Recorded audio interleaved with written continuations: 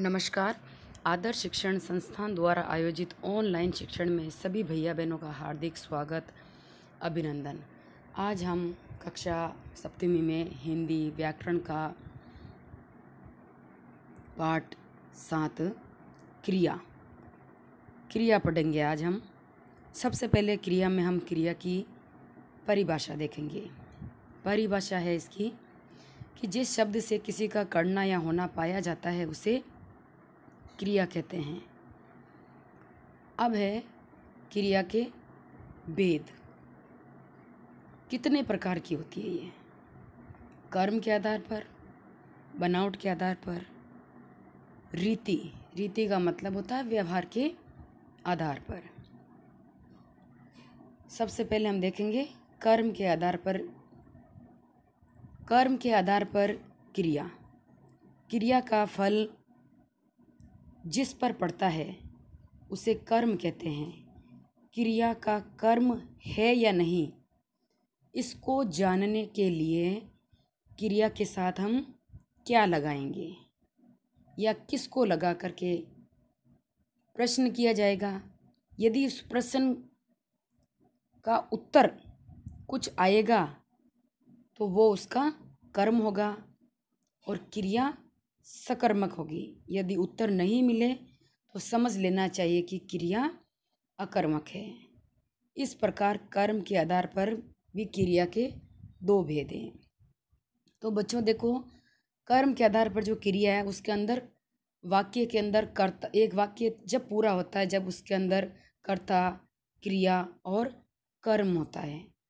तो कर्म के आधार पर जो क्रिया है वो है या नहीं उसका पता लगाने के लिए हम क्या या किसको इन दो शब्दों से प्रश्न बनाकर देखेंगे। अगर प्रश्न का उत्तर निकलता है तो क्रिया के अंदर कर्म है और नहीं निकलता है तो वो वाक्य अकर्मक आएगा। अब हम देखेंगे कि कर्म के आधार पर भी क्रिया के दो भेद हैं। पहला है अकर्मक और दूसरा है सकर्मक। अब अकर्मक क्रिया की हम परिभाषा और उदाहरण देखेंगे। जिस क्रिया का कर्म नहीं होता उसे अकर्मक क्रिया कहते हैं। कहने का तात्पर्य यह है कि जिस वाक्य में कर्ता और क्रिया तो उपलब्ध होंगे किंतु कर्म उपलब्ध नहीं होगा, कर्म दिखाई नहीं देगा, तो उस वाक्य को अकर्मक क्रिया कहते हैं। जैसे उदाहरण दिया है, वह जाता है, राम चढ़ता है, शीला दौड़ती है, लड़के हंसते हैं। इन क्रियाओं का कोई कर्म नहीं है, इसीलिए यह अकर्मक वाक्य हैं। वह सर्वनाम है और जाता क्रिया है। राम करता है और चढ़ता यानी चढ़ना क्रिया है। शीला संज्ञा यानी करता है और दौड़ती क्रिया है।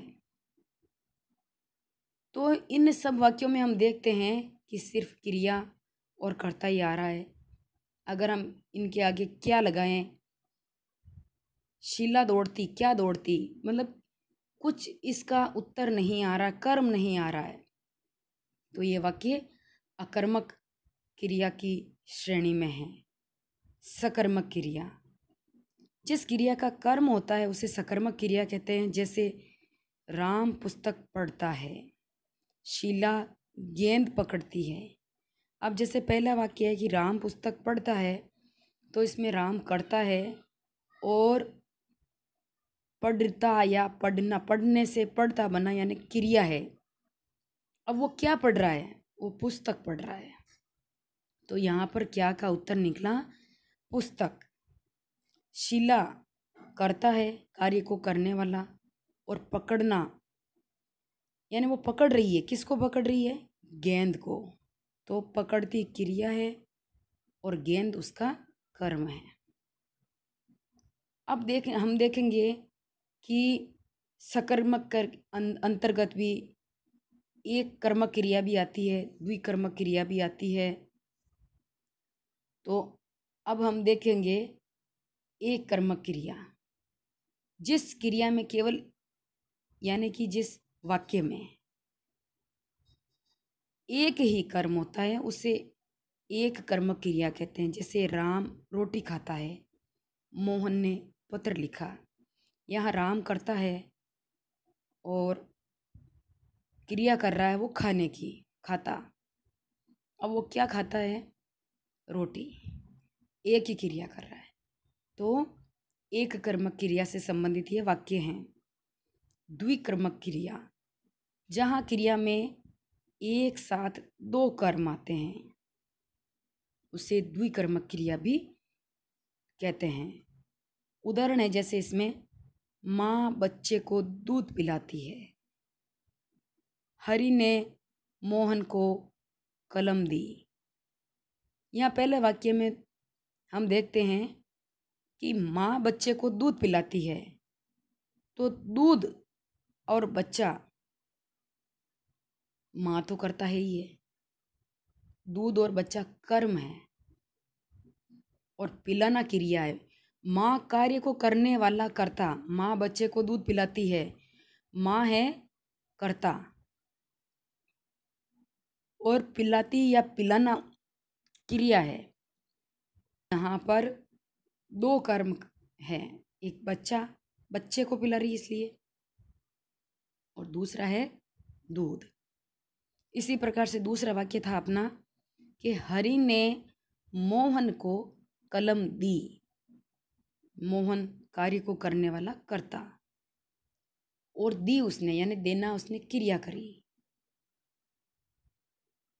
अब उसने किसको दी वो भी कर्म है, और क्या दी वो भी कर्म है।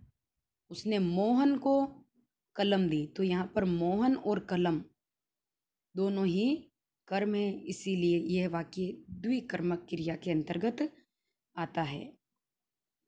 इसी तरह से सजातीय सकर्मक क्रिया, जब किसी सकर्मक अथवा अकर्मक क्रिया के साथ उसी क्रिया से बनी भावात्मक संज्ञा कर्म बनकर आती है, तो उसे सजातीय सकर्मक क्रिया कहते हैं। सजातीय का मतलब होता है उससे मिलता जुलता, सजातीय एक जात वाला।